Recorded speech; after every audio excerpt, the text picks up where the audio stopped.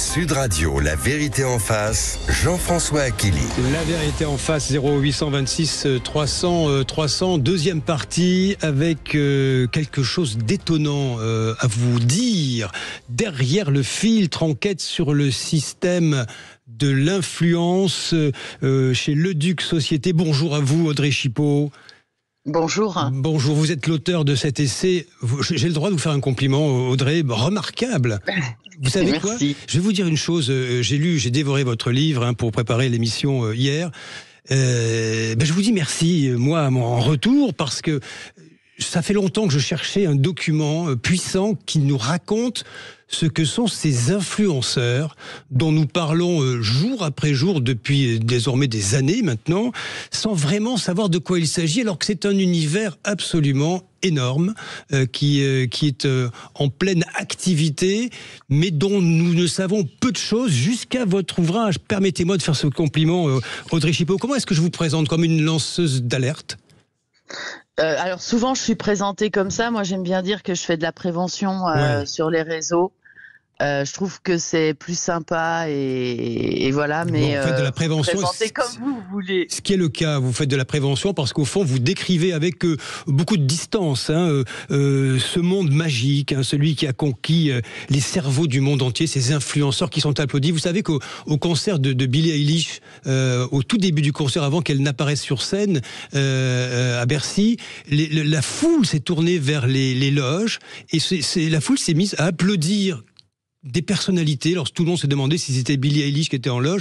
Pas du tout. Il y avait des loges réservées à des influenceurs qui étaient présents et que tout le monde semblait connaître dans la salle, ce qui quand même raconte un peu ce qu'est ce phénomène aujourd'hui, qui a conquis le monde entier, sans distinction d'âge, je vous dirais, de race, de nationalité, d'origine sociale. Alors vous parlez, je vais vous laisser parler, mais je présente ça pour nos auditeurs, qu'on comprenne bien de quoi il s'agit. Vous décrivez le monde des réseaux sociaux, qui facilite la connexion des individus, mais vous décortiquez le système de l'influence. Audrey Chipot, c'est à vous la parole. Ces influenceurs, qui sont-ils réellement ?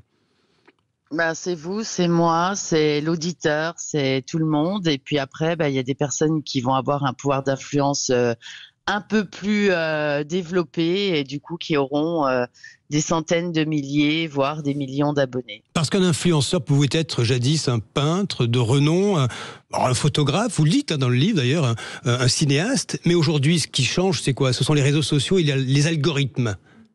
Les réseaux sociaux, les algorithmes, et puis le fait que toutes ces personnalités mélangent leur vie personnelle au réseau et donc vont attirer tout type de personnes, quoi.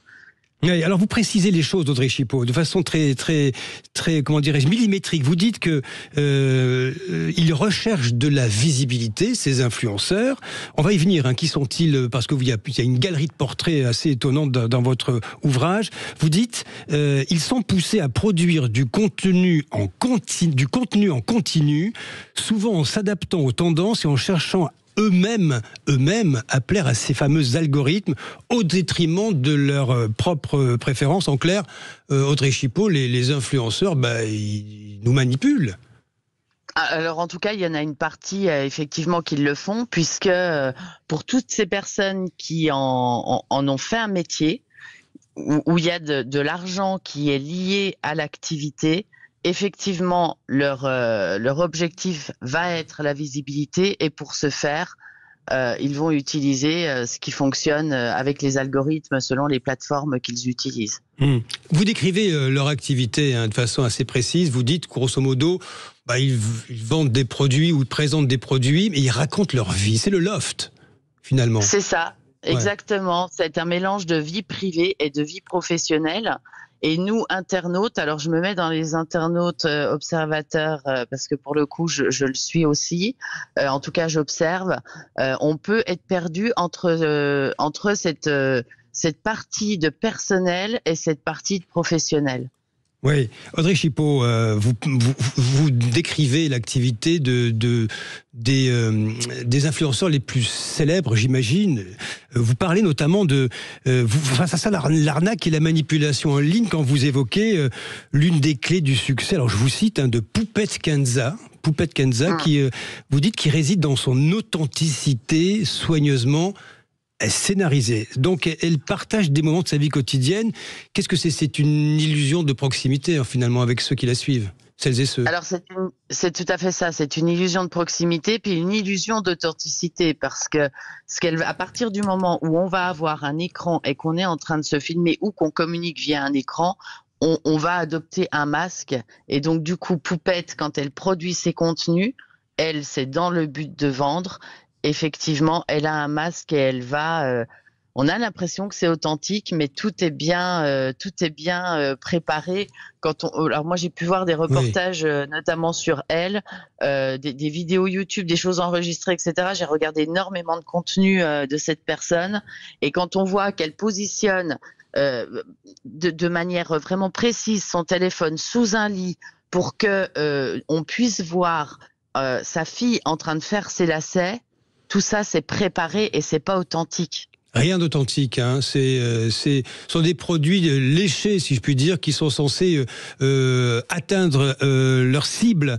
Il y a des caricatures, Gaël Garcia Diaz, qui a fait ses débuts sur YouTube il y a quelques années, déjà 2016, qui proposait des tutos beauté, des vidéos lifestyle, et avec elle a un style provocateur et sans filtre, dites-vous.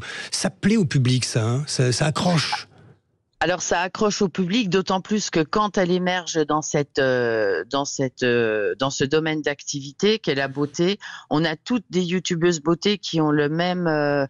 Elles se ressemblent toutes, elles sont toutes un peu lissées. Et Gaëlle Garcia, quand elle arrive, c'est un discours beaucoup plus trash, on va dire trash, et on n'était pas habitué à ça, et donc ça plaît. Oui, ça plaît. Audrey Chipot, l'influenceuse numéro 1, j'ai envie de dire number one, c'est Kim Kardashian, finalement. C'est la base, non ? En tout cas, elle est extrêmement connue. Oui, c'est la matrice. Ouais. Elle inspire énormément. 360 millions de followers sur Instagram, c'est colossal. C'est colossal, c'est colossal. Ça veut dire qu'en fait, que ces influenceurs, ces influenceuses, Audrey Chipot, ont des capacités j'ai envie de dire, pardon d'être un peu paranoïaque, mais de manipulation extrême. De captation. Captation. Alors déjà, plus prudente que moi, oui. Oui. J'ai un fils de 16 ans, je me demande toujours ce qu'il est en train de regarder, c'est pour ça.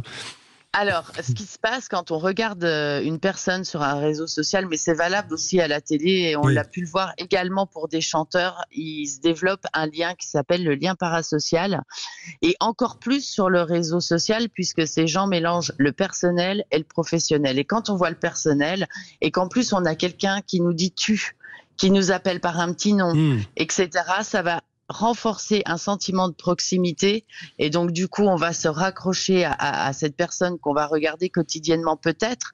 Et je prenais le cas de Poupette Kenza, j'ai pu compter 700 snaps dans une journée, ce qui est énorme. Ce qui est énorme, donc oui, c'est énorme. C'est une histoire qui est racontée, et donc tous ces abonnés vont attendre les suites de l'histoire.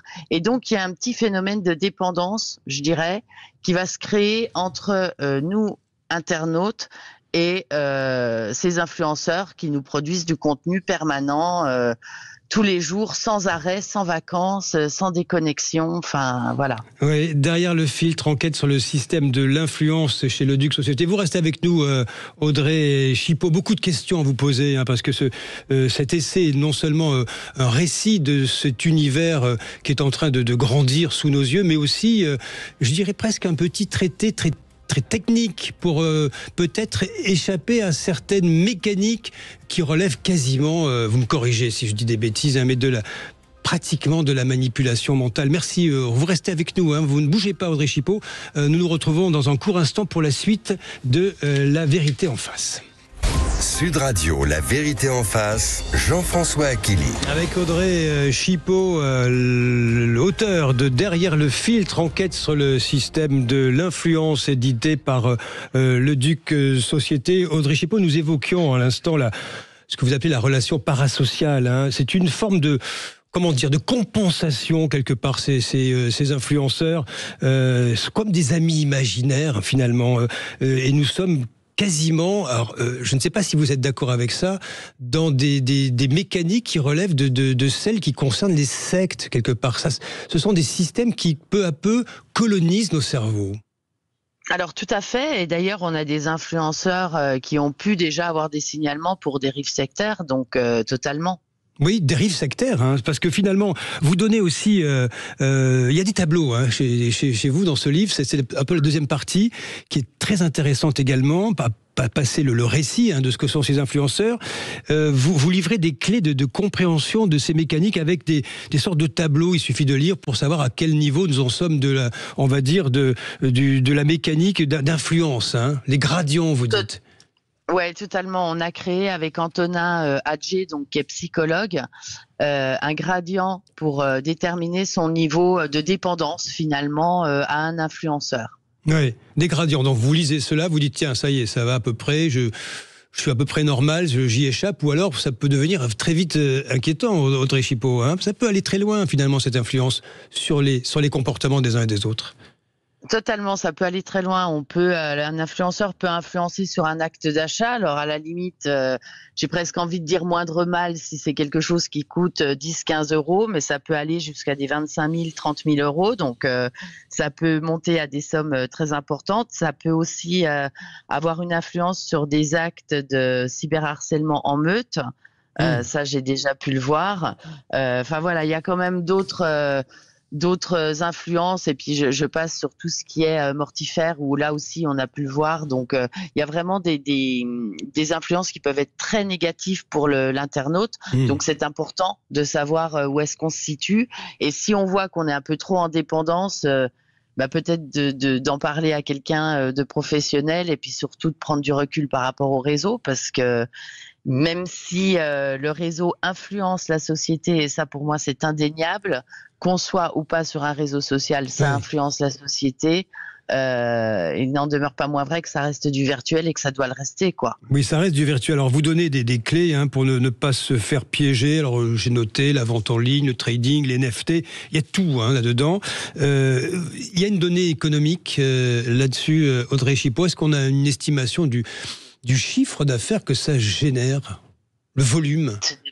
C'est des milliards. Des milliards, hein? Des milliards. Des milliards. C'est le plus gros. Ah oui, le plus gros. L'influence marketing, c'est ce qui génère, je pense, c'est un des plus gros business qui existe. Oui. Un des plus gros business. Vous écrivez, hein, les influenceurs, par leur présence constante et leur accessibilité apparente, établissent avec nous des relations parasociales sans même que nous en ayons conscience. Nous l'avons décrit, hein, limite phénomène de secte. Vous vous rappelez, Audrey Chipot, c'est un film de mémoire de Spike Jonze qui s'appelait Her, où vous aviez le héros Joaquin Phoenix qui passe ses journées à dialoguer avec son moteur de recherche. C'était la voix de Scarlett Johansson d'ailleurs dans ce film, et ça décrit une société qui au fond évolue de façon quasi absente dans un monde totalement virtuel, sans sombrer dans la dystopie négative, hein, elle l'est par essence. Est-ce que vous pensez que nous allons tous vers là ? Alors, je ne sais pas hein, si on va tous. Vu le volume que prennent, vu l'influence qui grandit, ouais. Oui, ça prend énormément d'ampleur. Ça, c'est une certitude, et c'est de plus en plus fréquenté, notamment depuis la période du Covid, hein, où là, il y a vraiment eu un afflux sur les réseaux sociaux, et des réseaux ont vraiment pris de l'essor, comme par exemple TikTok, quoi. Oui, vous donnez des clés, vous délivrez des clés à la fin de votre essai pour tenter on va dire, d'atténuer un petit peu l'influence, voire même sortir du système. Quelles sont-elles ? Moi déjà, ce que je conseille à tout le monde, c'est de faire des temps de pause quand on est sur les réseaux sociaux. Ça, c'est super important. Moi-même, j'en pratique, donc il faut se réinscrire dans la vie quotidienne. Ça me paraît être essentiel. Quand on commence à voir qu'on est justement sous influence d'un influenceur, c'est à ce moment-là qu'il faut commencer à prendre du recul. Et puis, moi, ce que je conseille à quasiment tous mes abonnés en permanence, c'est de consulter des chaînes d'esprit critique et de se poser des questions dès lors où on voit un contenu qui nous incite à faire quelque chose ou à acheter quelque chose. C'est vraiment vérifier les informations de manière Bon, je dirais systématique. Moi, je le fais en permanence. Donc, contrôler qui sont les auteurs, d'où viennent les sources. Est-ce que ce sont vraiment des sources? Peu importe de quoi on parle, parce que les arguments commerciaux de vente, bien souvent, utilisent ce qu'ils vont appeler des sources, mais qui n'en sont pas réellement. Donc voilà, vraiment tout contrôler. Quand on fait un achat sur un site marchand, vérifier qu'il y ait bien des mentions légales, par exemple, pour pouvoir se retourner en cas de problématique. Voilà, et si c'est tout un apprentissage. Tout un apprentissage. C'est tout un apprentissage, ouais. Bon, ouais. En tous les cas, merci Audrey Chipot. Oui, vous vouliez ajouter, je vous laisse la parole vite. Oui. Et si on a un impondérable, surtout le signaler aux instances qui sont dédiées à ça, donc Signal Conso, la Millvilude, enfin tout dépend la problématique qu'on rencontre, mais signaler tous les problèmes qu'on peut rencontrer et faire des signalements même sur les plateformes. Et ne pas hésiter à le faire. Merci infiniment Audrey Chipot. Vraiment, j'insiste, je conseille la lecture de cet essai, Derrière le filtre, enquête sur le système de l'influence. C'est un peu un paradoxe. Il nous faut désormais alerter ceux qui sont prisonniers du numérique, des réseaux sociaux, et bien de se soigner par le livre. Quelle belle entreprise. Merci Audrey Chipot. Derrière le filtre, paru aux éditions Le Duc Société, dont je vous recommande éminemment la lecture. Dans un court instant, restez sur Sud Radio, les médias. Le bonheur de retrouver Valérie Expert et Gilles Gansma. Merci.